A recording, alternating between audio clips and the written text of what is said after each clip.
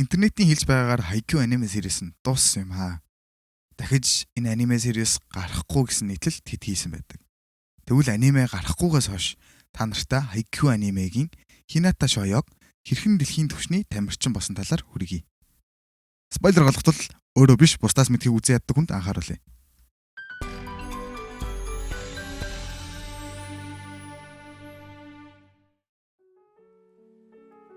Хаврын тэмцээний 3 дахь өдөр. Шүгийн 8 хаяанд ирсэн байлаа. Хэрэнүүд маань хогийн цэгийн тулаанд болсон гайхалтай тэмцээний үр дүнд өөрсдөө хожил авчирсан билээ. Одоо тэднийг Камомедай сургууль хүлээж байлаа. Өөрөөр тэднийг далайн цахлаанууд гэж очлогч гагцхүү дараагийн бяцхан авраг гэгдэгч Карасунуутай их тулаандаа бэлдсээр л. Харамсалтай нь энэ өдрийн нар Карасуног ивэлдэ аваагүй лээ. Хязгаараад авсан зүрх зогсоосон гайхалтай 3 сетийн дараа бяцхан Дикои маань далавч эцэст нь гимтлээ. Хатуу зовлонд бодит байдал түүнийг өвдөг сүгдүүлэн гарын салгануулан нүдийн нэрэлцлүүлж байлаа. Түүний далавч нь жоохон л удаан тиссэн бол түүний гар нь жоохон л хурдан хөдөлсөн бол түүний хөл нь дахиад жоохон л өндөр өсөрсөн бол дахиад жоохон л амьдралдаа гаргаж байсан хамгийн сайн үзүүлэлтүүдийг гаргаж чадсан Hinata Shoyo ийхүү унлаа. Энэ л агшин Haikyuu гэх манга анимийн хамгийн өрөвдөлтэй бас хамгийн үзэсгэлэнтэй агшин юм. Яг л бодит мэдрэгдсэн мэдрэмж. Багтаа хамгийн хэрэгтэй байх үед хожлын гэрэл харагдах яг л тэр агшинд Hinata өвдлөө.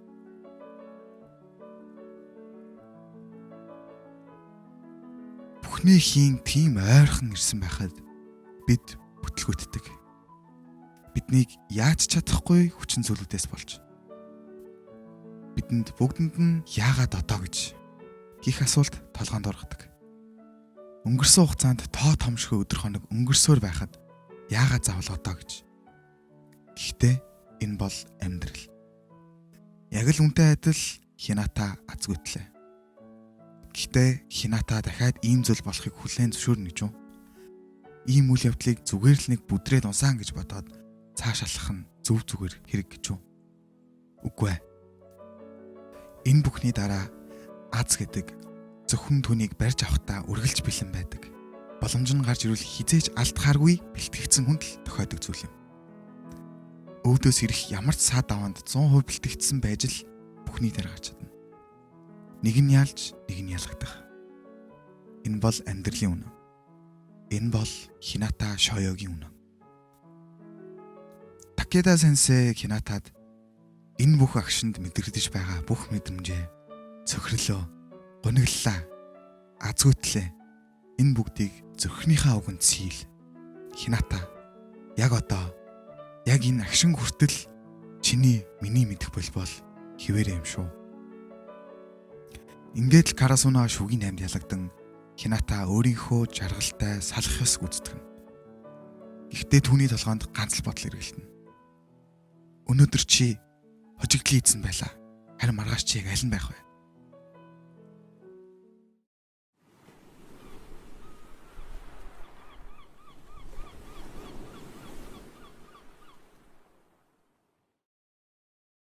Токиогийн бэлтгэлийн аркаас эхлээд бөмбөгний бацаан арк хүртэл гардаг бүх зүйлс бэлтгэл хийх л байсан. Энэхүү шинэ арк маань тэдэнтэй адилхан ч ер бусын гоёмсог үзэсгэлэнтэй мэдрэмжийг өгдөг. Шаргуу, хөдөлмөрч, сахилга баттай, тууштай Hinataтай бид уулзна. Энэ бол Haikyuуд гарч байсан хамгийн бодит түүх юм. Хамгийн дээр гарах зам, шулуун байдаггүй, ямар харгас хэрцгийвэ гэдгийг харуулдаг. Зүгээр л нэг шаргуу хөдөлмөрлөх, бэлтгэл хийх, авьяастай байх, өлсөх гэд энэ бүхэнд орохгүй. Маш жижиг, өөрөө ч анзаардгүй зуршлууд биднийг баг багаар зорьсон зэгтээ үрэхэд тусалдаг. Энэ түүх бол тгээс эхлэн өөрийгөө өдөр бүр сорин, хязгаараа даван, хүнд хэцүү бүгдийг даван туулж, гагцхүү өөрийнхөө тэрхэн мөрөөдөлт хүрэхийн төлөө хичээж буй түүний талаар гарах юм. Энэ бол хамгийн сүүлийн бэлтгэлийн арк. Энэ бол барьцил арк. Камомедайд хожигдсноос 3 жил өнгөрсөн байдаг. Hinata хинийч таамаглахааргүй өвөрмөц газар байгаагаар арк маань эхэлнэ. Дугуй унан өөрийн төрлөх хэл биш харь орны хэлээр хүрээлэгдсэн газар хоол хүргэлт хийж байна. Гинтл гудамжинд зурагтаар түүний хуучин багийн ханд найз дайсан Кагаяма гарч байхыг харлаа. Кагаяма Тобио 19 наснда Япон улсыг төлөөлөн Олимпиад орж байна. Энэ бүхнийг харан зогсох Хината ажилдаа хоцорч байгаагаа ухааран Рио де Жанейрогийн гудмаар хоолоо өргөсөөр л. Яаж байгаад ч юм Хината Бразилд ирсэн байлаа. Үзэгдэл өөрчлөгснөөр бид Хината үзэсгэлэнтэй Бразилийн далайн ирэг дээр далайн иргийн волейбол тоглож байхыг харна. Гэхдээ урд хойчгийн адил юм алга. Хурцнаар түүний дээрээс гийж, өцгөн хөлн халуун нисэн шигдсэн ч багийнхаа хүнд гайхалтай холболт хийж өгч буй Хинатаг бид харж байна. Энэ волейбол бол энгийн волейбол биш байлаа. Энгийн волейбол дээр талбай дээр 6 хүн гардагч. Энэ бол далайн иргийн волейбол. Ахлах сургуулийнхаа 2 дугаар ангид байхдаа Хината төгсөөд яах талаараа бодсон сум. Яавал өөрийгөө дайчилж дараагийн түвшинд гарч чадхолоо. Урд хойчид хэний ч хийж байгаагүй шийдлийг маш олон хариуцлагыг нуруунд дээрээ өрөн хэний ч мэдэхгүй тийм зүйлийг зөвхөн өөрийнхөө хүсэл мөрөөдлөхийн төлөө Хината сонголоо. Энэ сонголт бол далайн иргийн волейбол байлаа. Энэ бол тис өөр дүрмтэй өөр спорт. Гэхдээ яагаад дахиад эхлэнэ гэж? Яагаад одоо хүртэл тоглож ирсэн заалны волейболоо хөгжүүлэхгүй гэж? Учир нь далайн иргийн волейбол бол 2 хүний бүрэлдэхүүнтэй. Заалны волейболыг бодвол 4 хүнээр бага. Тийм ч учраас 2 хүн 6 хүний хийдэг бүх зүйлийг хийх ёстой болж байгаа. Тийм ч учраас энэ нь Хинатаг all-around player буюу талбайн аль ч хэсэгт хэрэгтэй бүх хүн болгож чадах юм. Хүлээж авах, холбох, довтлох, гаргах гэд бүгдийг Хинатаг ганцаараа хийх ёстой. Одоогийн Кагаяаматай зэрэгцгийг хүсэж байгаа бол энэ зам л Хинатагийн явах ёстой зам байлаа. Гэсэн хэдий ч Япон нь далайн иргийн волейболыг мэргэжлийн түвшинд бэлтгэх газар биш байсан юм. Энэ бүгдийг их нутгаас нь далайн иргийн волейболын аваргууд төрдөг газараас нь сурах буюу Бразил явах л түүний цорын ганц сонголт. Вашижо сенсейгийн тусламжтайгаар Хината төсөлтийнхөө дараа 1 жилийн турш Вашижо сенсей дээр далайн иргийн волейболыг бэлтэн дараа нь 2 жилийн дотор Бразилд бэлтгэл хийж бэлтгэгдэх төлөвлөгөөнд орсон юм. Энэ бүгдийг харсны дараа Хинатагийн шийдвэрийг гайхаж сулаа. Өмнө хэний ч хийж байгаагүй зүйлийг хийх гэж сэтгэл шулуудах гэдэг. Тэрч бүхэл далайн иргийг өөрийнхөө бэлтгэлийн нэг хэсэг болгож байна гэдэг гайхалтай санаа байж болох ч тийм ч амар даваа биш юм. Зүгээр ингэ бодоход өөр улсад очиж амьдрах амархан биш. Хайртай бүх хүмүүсээ ардаа орхих ч амархан биш. Шинэ спорт сурах, бүр 2 жилийн дотор тэр спортынхаа мастер нь болох энэ бүгд амархан зам биш. Гэвч Хинатагийн хувьд бол энэ зам л зөвхөн урагшлах зам нь байсан юм. Камамедайтай тоглосон 3 сет түүний амьдралын харах өнцгийг тэлсэн байлаа. Дахиж тийм зүйл хизээж болохгүй тулд энэ бүх шийдлийг гаргасан байлаа. Хината шинэ хэл суран, шинэ спортоо суран, мастер нь болон цагийн ажилчгийн өөрийнхөө санхүүг зохицуулан 2 жилийн дотор өөрийнхөө хүссэн тэр хэмжээнд очих амаргүй зам юм. Ингээд л Хината шоё ирээдүнхээ төлөө энэ бүхнийг харгалзан замдаа гарлаа. Гэвч амьдрал гэдэг өөдөөс нь сүрж байгаа бүхний өдөөс хамгийн хэцүүг нь чулууддаг. Далайн ирэг гэдэг үнэхээр төсөөлөөгүй зүйлсээр дүүрэн байлаа. Хүчтэй салхи бөмбөгний эргэл чиглэлийг өөрчлөн халуун элс нь өсрөхөд үнэхээр бэрх болохын дээр халуун нар дээрээс төөнөх эдгээр хүчин зүйлс нь Хинатад түүнд хичнээн бага хугацаа байгааг сануулсаар байлаа. Энэ бол агуу өөрчлөлт юм. Өмнө тоглож байсан волейболоо мартан илүү өндөр өсрөх хэрэгтэй болж, илүү хурц бодох ёстой болж, илүү хурдан бодох хэрэгтэй болж, шин дүрм, шин арга барил гээд бүх зүйлсийг хамттан сурч байлаа. Ихэнх үед хангалттай сайн байж чадахгүй л байлаа. Сет болгон хожигдсоор л, тэмцээн болгон мөн л адил хожигдсоор л 2 жилийн дараах гих урдаа тавьсан зорилго нь арилж буй мэт санагдаж байлаа. Гэвч энэ бүх зүйлд бууж өгөх цаг түнд байсангүй. Учир нь тэмцээн юм уу тоглолт дуусмагцал шууд ажилдаа гардаг. Хоол үргэлтийн ажлаа дөнгөж хийж эхлэх үедээ л будчихсан Рёгийн гудамд төөрөхгүй явна гэдэг хэцүү байлаа. Шинэ хэл сурахт нь төвөгтэй. Түүний өрөөний хамтрагч нь түнд дургу. Нэгэн өдөр Хината өөрийнхөө хитвчийг ч алга болгочлоо. Түүний төрсөн дүү өөрийнхөө гараар хийн явхаас өмнө түүнд өгсөн энэхүү хитвчийг тэр гээсэн байлаа. Зарим үед амьдрал үнэхээр хүснээр ч болдоггүй. Энэ аркийн онцгой зүйл нь амьдралын бидэнд заадаг энэ зүйлсүүдийг яагаад ийм хэцүү шантармаар байдлаар дүрслсэн юм болоо гэх байлаа. Юу ч хийсэн, хаашаа ч харсан бүх зүйл л буруугаар иргэдэг байх тэр мөч. Бид бүгдийг Хизкийн хоромж болов. Би зөв сонголтыг хийсэн болов. Би ер нь яах гэж энд байгаа юм бол? Яагаад энд ирсэн юм болоо? Гих тэнэгэлцүүд төрдөг. Энэ бол хамгийн аюултай мөн хамгийн хэцүү үе. Хината урд хожид хизээж мэдэрч байгаагүй тэр бүх зүйлээ ийм байдлаар бүгдэнтэй нүүр тулж байгаа нь энэ юм. Манга дээрээ гарахдаа энэ бүгдийг үүлэн хэлбэртэй зураглал дотор үгээр яриагаар дүрсэлдэг. Гэвч энэ дээр тийм дүрслэл байсангүй. Харин бүгдийг хар зургаар бидэнд харуулдаг. Энэ бүх зураглал болгон бидэнд зургийн ард ямар түүх байгааг мэдрүүлж чаддаг. Гарн чичрэх, өвдөглөөд суух, тэнэгэлзэх, завгүй хотыг хараад толгоогоо гэлжийлэх гээд хийж байгаа бүх үйлдэл нь түүнийг энэ харь ертөнцид өөрийнхөө сэтгэл хөдлөлөө нуух гэж хичээж байгааг харуулж байгаа мэт. Энэ бүх үзэгдлийн дараа надад хамгийн их юм бодогдуулсан хэсэг рүү шилждэг. Бусад хүмүүсийн тэр болгон анзаарч чадахгүй жижигхэн хэсэг ч гэсэн харамгцал дотор орших ямар нэгэн зүйл энэ мэдрэмжийг мэдэрснийг надад сануулах мэт. Энэ хэсэг дээр Хината хитвчээ алдсан, иргдээр волейболоо тоглосон ч хожигдсон. Ажлаа хийн ядарсан байдалтай гэртээ орж ирдэг. Бусдыг үргэлж инээлгдэг байсан тэр гинэн цайлган Хинатагийн инээд алга болж утасныхаа лог скринийг харан дуугаа зогсоно. Ойтер гуныг мэдэрч болох үйс түүний энхэн царайг ийхүү бид агуу даарнаа. Дараагийн утсан дээр түүний утсан дээр Карасуногийн багийн хамт олон байхыг бид харна. Ханах өрөөний жижигхэн болонд өнгөрснийхөө хөгжилтэй сайхан дурсамжуудаа өгүүлэн өнгөрсөн хаз жаргалаа бодон бодсоор өвдөглөн суух Хинатагийн нүдэнд найдвар гэдэг зүйл алга болсон байлаа. Бүхний дээр байдаг элит хүмүүс хүртэл алддаг. Бүгдийг чаддаг хүн хүртэл итгэлгүй болдог үе байдаг. Энэ бүгдийг л энэ зурганд ийм тусгасан байгаа нь үнэхээр гоё юмсаг санагдлаа. Энэ хэсэг дээр ямар ч яриа байхгүй, ямар ч текст байхгүй. Зүгээр л Хината болон чимээгүй өрөө. Энэ бүгдийг ялан дийлж, энэ зөвхрөл хэсэгхэн зургийн зүйл болж хувирлаа. Ийм үед Хината хойно үлдээсэн гэр бүлээ, өөрт нь итгэж байсан найз нөхдөө, мөн заа гэж ам гарсан тасгалжуулагч гээд ардаа үлдээсэн өөрийнхөө нандин бүхнийг л ботно даван тулсан байх.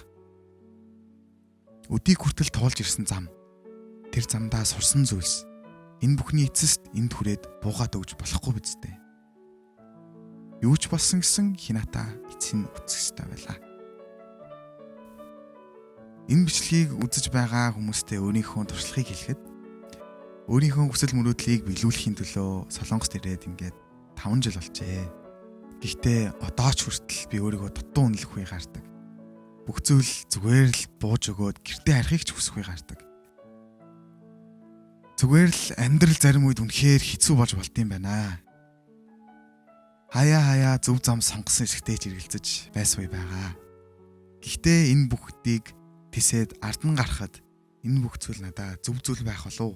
Эдгээр бодлууд миний толгоонд эргэлдээд ирэх үед хол орших гэрийнхэнд нэгэ толгоондоо төсөөлөн бодож тэднийхээ бахархлыг төрүүлсэн хүн болсон мэтээр толгоондоо төсөөлж тэдэнтэй ярьж өөрийгөө тайтгаруулдаг. Зарим нэг хэцүү үед ч өөрийнхөө бичлэгнүүдийн комментиг уншиж урам зориг бас дахин цэнгэлж авч чаддаг. Хэрвээ чамд хэцүү үе тохиолдол урдын хിവэрэ чамайг хайрладаг, чамд сайн сайхныг үргэлж хүсдэг, чамайг үргэлж түлхдэг, дэмждэг хүмүүсийнхаа нүүрэн дээр чамайг ямар гайхалтай хүн болсон болоо гэд гайхаж байгаа тэр царайг төсөөлөд үзээрэй. Яг уу энэ миний яриа зарим нэг тань хүрэхгүй байж болно. Гэхдээ энэ бэлтгэлийн арк надад сайхан үйл явдлуудыг минь бүгдийг бодуулсан гайхалтай арк байж чадсан шүү. Гарч буй бүх зүйл нь бодит, инээмсэглэлээр дүүрэн байдаг анимын гол дүр хүртэл амьдралын хатууд нь тухлуулж байгааг харах хэцүү байсан. Гэсэн ч энэ бүхэн л түүнийг бэлтгэж байгаа. Ингээд түүх цаашаа үргэлжилсээр Хината дахиад хийж чадахгүйгээсээ чадах хүртэл бүгдийг бэлтэж байгааг бид харнаа. Энэ бүгд бол зөвхөн сайжрахын төлөө юм. Энэ бэлтгэлийн арк дээр бид Хинатагийн сурах хүсэл эрмэлзлийг хамгийн сайнаар хамгийн ихээр харж чаддаг. Тэр өдрийн тэр мэдрэмжээр өөрийгөө хурцлсан өдрөөр сайжирч буй Хината. түүний сурах хүсэл эрмэлзэл эхний шатыг давлаа. Шинэ хилээч сурч, шинэ арга барилтайч болно. Гэхдээ тэр өдрийн цөхрөл Хинатад энэ бүгдийг давах бяцхан дадлуудыг хажуугаар нь суулгаж байлаа. Хэцүү үед ч түүнийг үргэлж урагшлуулж байх дадлууд. Хэсэг өөрчлөгдөхөд бид Хинатаг дадал зуршлуудаараа хэрхэн өөрийгөө хөгжүүлж байгааг хардаг. Ялангуяа түүний номын тавиураас харуул булчин болон эрүүл биеийн талаарх ном, зөв хоолтын талаарх ном, дадал зуршлыг бий болгох ном, зөв унтах талаар ном гэд маш олон жижиг хэрэггүй юм шиг санагдах ч биднийг өөрсдийгөө хөгжүүлэхэд хамгийн том хүчин зүйлүүдийг талаарх ном байдаг. Хинатаг энэ бүгдийг баг багаар өөртөө хэрэгжүүлж байгааг харнаа. Найзаараа тэр хил заалгуулан, жимд яван, эрүүл хооллож, эрт унтаж, йог хийж, эрэг дээр бэлтгэлээ хийж, далайн эрэг дээр бясалгал хүртэл хийж байгааг хардаг. Энэ бүгдийг харсны дараа бүхнийг ихнээс нь эхэлсэн Хината мөрөөдлийнхөө төлөө идэж, ууж, бэлтэж, бэлтгэл хийж, унтаж байгаа Хинатаг хараад жижигхэн дадал зуршилч бүхнийг өөрчлөх нууц байж болох юм а гэсэн бодлыг төрүүллээ. Энэ бүхнийг хийж байж л дараагийн удаа багтаа хэрэгтэй үед дахиж алдахгүйгээр хамгийн хэрэгтэй хүн болж чадах юм. Энэ бүх зүйл, бүх үйл явдал бүгд эцсийн эцэст бүгд л волейбол юм. Ингээд л Хинатагийн адал явдал үргэлжилсээр шин тоглолтын арга, шин найзууд, шин тэмцээн.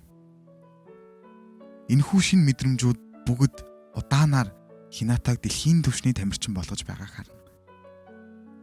Бас энэ бүхнийг Хинатад ойлгуулж өгсөн хүн бол яахын аргагүй агуу хаан гэгдэх Оикава юм. Оикава болон Хинатагийн арк богинохон ч гэсэн энэ үед л Хината дараагийн түвшин рүү орж чаддаг. Оикава Хинатад түүний онцгой дикой байж чаддаг чанарыг нь өөр байдлаар яаж ашиглах аргыг зааж өгдөг. Оикаватай бэлтгэл хийхдээ Хината бусдын нүдэнд буюу түүний өрсөлдөгчийн нүдэнд Хината яаж харагдаг талаар сурч эхэлдэг. Тэр намайг юу гэж боддог бол, юу гэж бодох бол, юу гэж бодож байгаа бол гих бодлуудыг эсрэгээр нь ашиглаж тэднийг яаж удирдах вэ? Хината Камамедатай тоглох үедээ маш хурц арга барилыг гаргаж ирж чаддаг. Гэхдээ тэр бол Хината өөрөөсөө гадна талбай дээр 5 хүн байх л үед. Одоо талбай дээр хойлохнаа болсон учраас энэ арга барилаа орхисон. Гэхдээ энэ бүгдийг шинээр өөрчлөх ёстой. Хоёрын эсрэг хоёр тоглоход багийн гишүүн хаалт хийвэл Хината ганцаараа талбай дээр бөмбөг унгаахгүйгээр авах ёстой. Яаж өрсөлдөгчийн цохиж байгаа зүгийг таамаглаж тэр газар руу шаардлагатай хугацаанд шаардлагатай үед яаж хүрэх вэ гэд боломжгүй мэтэл санагдчихлаа. Энэ бүхний хариулт Оикаватай уулзах үед л тодорхой болдог. Өрсөлдөгчийн зүгээс өөрийгөө харан тоглолт хийх нь Хинатагийн хувьд өөр нэгэн шинэ ертөнцийг нээх мэтэл санагдана. Хожигдол болгоны дараа Хината хожихын тулд юу дутагдаад байснаа ойлголоо. Өрсөлдөгчөө уншиж тоглохгүйгээр бүтэн талбайг яаж өөрийнхөө дураар удирдах вэ гэдэг шин сонирхолтой Хинатад давлаа. Бөмбөгний араас гүүхийн оронд тэр бөмбөгийг өөрийнхөө хүссэн газарт яаж хэрхэн байлгах талаар баг багаар ойлгосоор. Хэрв би түүний оронд байсан бол би хаашаа спайк хийх байсан бэ? Энэ мэдээллээр Хината эсрэг зүг рүүгээ явж байгаа мэт нүдэнд нь харагдсанаар нөгөө талаа онгорхоо орхиж байлаа. Энэ яг л хардаа би энд байна. Чи над руу зохихгүй шүү дээ, тэ? Гэж хэлж байгаа юм шиг байлаа. Өрсөлдөгчөө ийм бодолд оруулсан тохиолдолд тэд онгорхой талбай руу зохих нь мэдээж. Хината албаар хоосон орхисон зайруугаа өнгөрсөн хугацаанд хөгжүүлсэн булчин, хорд энэ бүгдээ ашиглаад цогцолтыг очих газар хоромхон хугацаанд очиж чаддаг. Ингэж л талбайн эрх мэдлийг өөр дээрээ авч байгаа юм да. Дасгалжуулагч, эрэг дээрх багийн хамтрагчид Оикавагийн тусламжтайгаар Хината энэ арга барилаа үлдсэн хэдэн сарын турш бэлддэг. Дараагийн гар хэсэгт бид бүгд Хинатагийн булчинтай болсон бие, хурд, үсрэлт, шийдэргээд 2 жилийн турш сайжирсан Хинатаг бид харна. Өрсөлдөгч нар нь хичнээн хүчтэй зогсон ч, хов хоосон газар руу асар хурдан зогсон ч Хината тэр болгонд нь бөмбөгийг авсаар л байв. Агаарт нисэх хар хирэмэт өндөр өсрөн оноогоо авдаг Хинатаг таамаглашгүй, анзааршгүй, сүүдрийн дайчин гэж хочилж эхлэв. Хинч түүний тоглох арга барилыг мэдж чадахгүй хожигдсоор л байлаа. Энэ үед л Хината талбайг эзэрхийлэгч нинжа гэх хочтой болно. Энэ бол дэлхийн түвшний тоглогч болгох хамгийн сүүлийн алхам. Энэ бүхний дараа нэлээд олон жилийн өмнөөс үзэж ирсэн Хината Шоёгийн бүхий л алдаа оноо цөхрөл тэр бүгд харагдан өөрийнхөө бяцхан авраг болох мөрөөдлөө хүртэл орхисон түүний энэ сонголт бүхий л амьдралаа өөрчлөхөд хүргэсэн эцсийн эцэс зорьсон газараа ирж байгаа нь намайг үнэхээр гайхшруулж чадлаа. Энэ арк л Хината Шоёг хэрхэн сүүлийнхээ бэлтгэлийг хийж байгааг харуулж зорьсон зорилгодоо хэр ойрхон ирснийг харуулдаг гайхалтай арк. Удахгүй Рио де Жанейрогийн далайн иргийн эзэгнэгч гарч ирлээ. Хинтээж хамтарсан бүх өрсөлдөгчөө буулгаж авч чаддаг. Сүүдрээс талбайг эзэгнэгч түүнд бүхий л хүмүүс дуртай болж түүнийг шүтэж эхэлдэг. Энэ хүн бол Нинжа Шоё. Хината 2 жилийн бэлтгэлээ дуусмагцаа өнгөрсөн хугацаанд найзалсан, татанссан бүх хүмүүстэйгээ салах ёсоохийн гэрийн зүг явлаа. Японд очмогцоо хайкугийн хамгийн сүүлийн бөгөөд хамгийн гэгдэх сүүлийн тоглолт бидний хүлээ. Black Jackals эсрэг Sweden Adlers. Энэ хүртэл үзсэн бүх хүмүүстээ баярлаа. Та нар жинхэнэ аврагууд шүү. Үргэлж дэмждэгт бас эерэг комментэд үлдээдэгт бас баярлаа. Дараагийнхаа бичлэгээр уулзтлаа. Түр баярлалаа.